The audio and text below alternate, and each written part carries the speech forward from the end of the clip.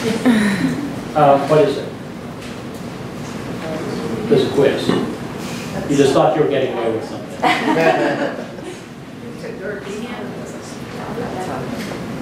I heard none of the right answers. Shame on you. Because if we went back to 1829, every child would know what those were. Yet we don't know. This was in England, the ranunculus. Moreover, they're so important. That's one of the few things you would probably have considered to put into your garden. Yet how many of you are planting them in your garden? So I want to get to the topic. There was a meeting in Hawaii some years ago where we decided that we should have a new tagline for ethnobotany. What do you say in the elevator when somebody says, "Oh, you're an ethnobotanist? What do you do?" We are the science of survival.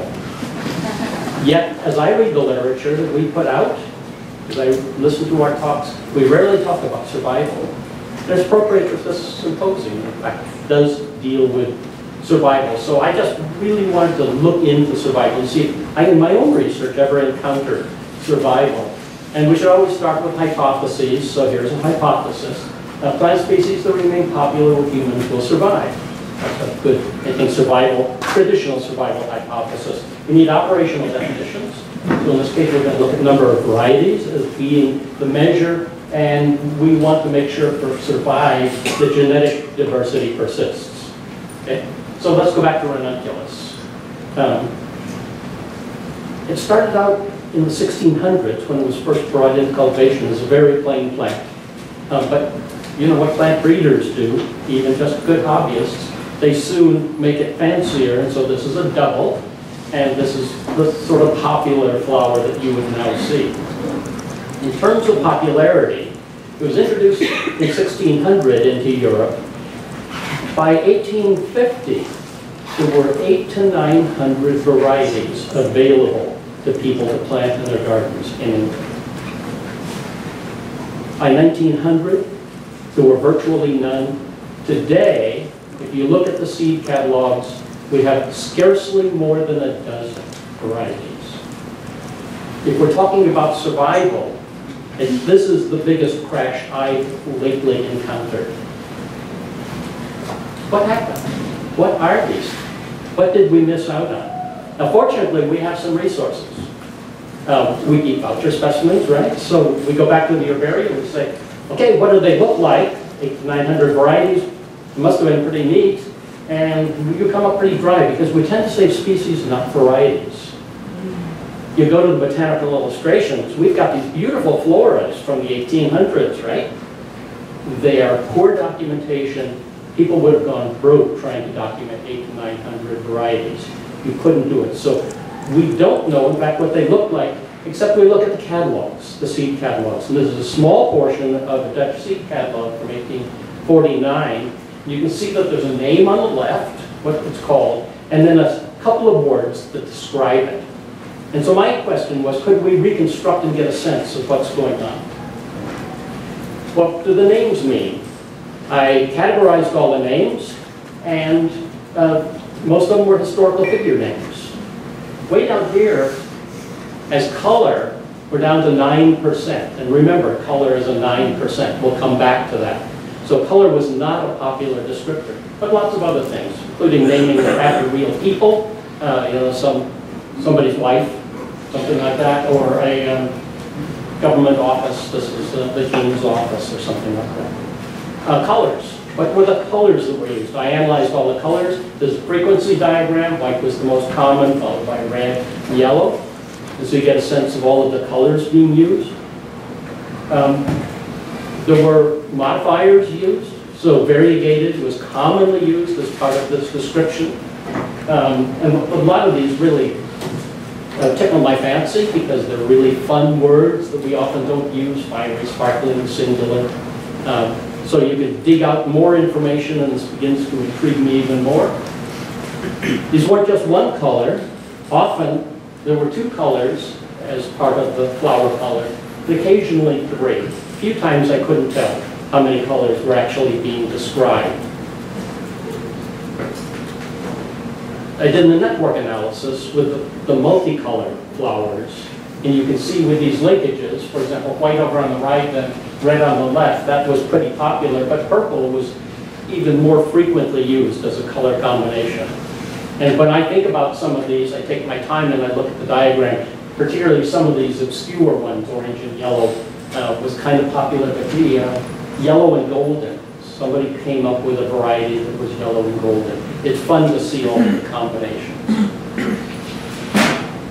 I wanted to see about persistence. The catalogs, I could find more than just the 1849. I could find a couple of years earlier and a couple of years later. So 1846, there were about 250 varieties listed in that catalog.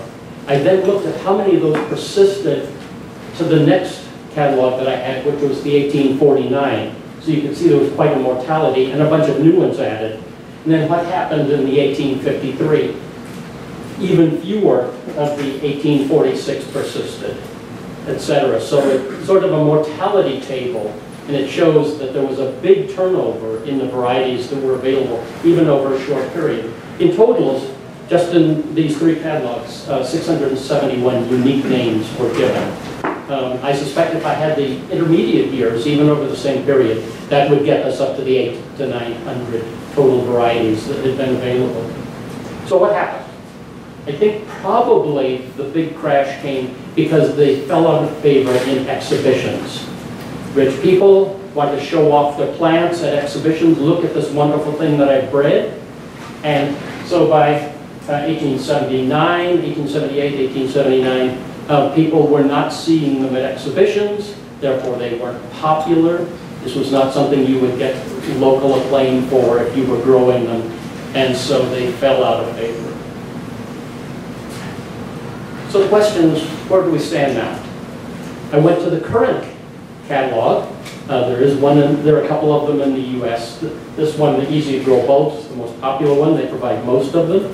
And I put up the same list as you saw before, but this is the small number of varieties that are available. And notice before, color was only 9% of the names. Here, they're essentially all of them are named after colors.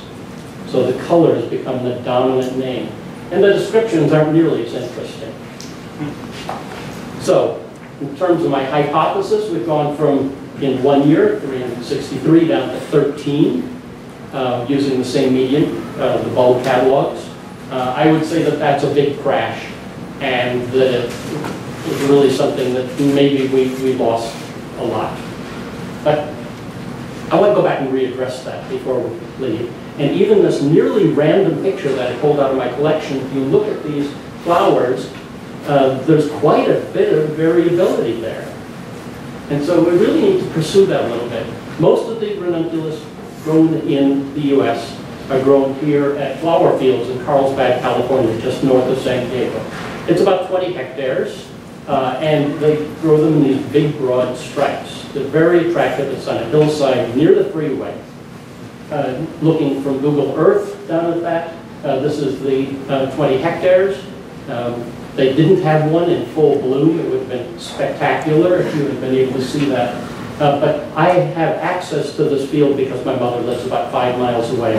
And I get about 1 hour a year to get to go visit this. So I was asking the question a few months ago when they were in bloom, is there variability? And so I walked the fields when I was there, and I found that there were 2 rows that showed great variability, but I couldn't see them.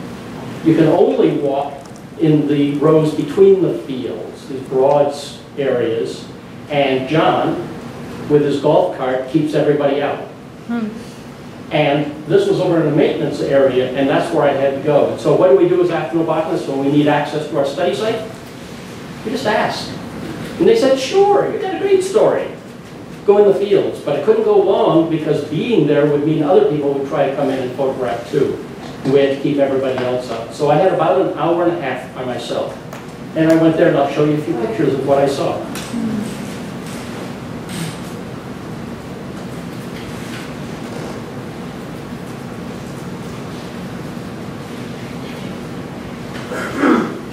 So the question is, does this correspond to that catalog of just a dozen things you could buy? Originally, this field was planted by Luther Gage in order to sell bulbs. And he was just selling bulbs. This was a place to grow it. Being pretty popular. There are other people now who grow bulbs and try to put them out, and they're still shown in exhibitions. And I was surprised to discover that even the Glass Tulip Award, which is the highest award in Holland, at that particular exhibition, got first place. And it was a ranunculus. But in flower fields, they've switched their strategy away from competing in exhibitions. And what they have are these big broad stripes of color that draw in the public, and virtually all of their revenue each year is from tourism.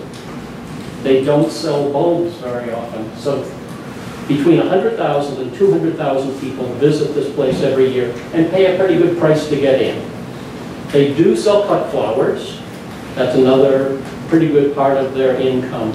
And the original plan of selling the bulbs, that's much less than 10% of the income from the whole operation. So if we look at this, it looks like the genetic diversity is still there. Even though it's only marketed as a dozen, they are maintaining in the fields the genetic diversity. And I could probably, with my big picture collection, show you 400 different varieties, what we would consider 400 different varieties. Marketing,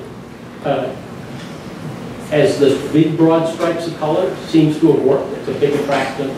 And the fiscal model that they have is one that will cause persistence. They've dedicated these lands to conservation. They're conservation easements now.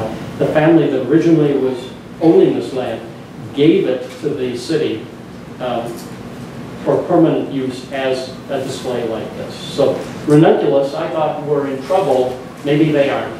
I just quickly mentioned that they're grown in a few other places. The red arrows indicate where they're grown simply as commodities, cut flowers, and they sell them in Japan and San Remo. They're sold as flowers, but they also compete in exhibitions so that there's more varieties available. It is flower fields, however, that has linked tourism into the commodities and made this a very successful thing. We always have to thank everybody and give back some things, and so I gave back a number of things, and I'll just show you one. I also made a book of some of the photos, 32 pages. I made 4 copies and gave it to the people at flower fields that were responsible for this. These are $18 at Costco, and you can give a real book to somebody.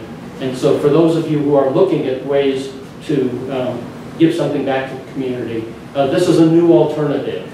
Also big pictures, things like that. Got to thank John. Do you want just half a second? Okay. Remember that list I showed you? I've highlighted in red the words that weren't used in 1849. These are new words.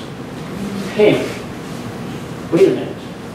They had all these descriptions and they did not use the word pink. Why?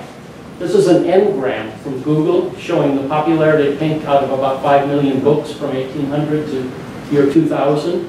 And while pink was used in the 1850s, not as popular as now, I think that that's not the reason that they didn't use the word pink. In the 17th century, this was the color of pink. That's what pink referred to. Our definition of pink has changed. But the other thing is that when they said that they had a pink, they meant a carnation in that period. And so gardens, a lot of gardens had pinks, and you'd never call your ranunculus a carnation.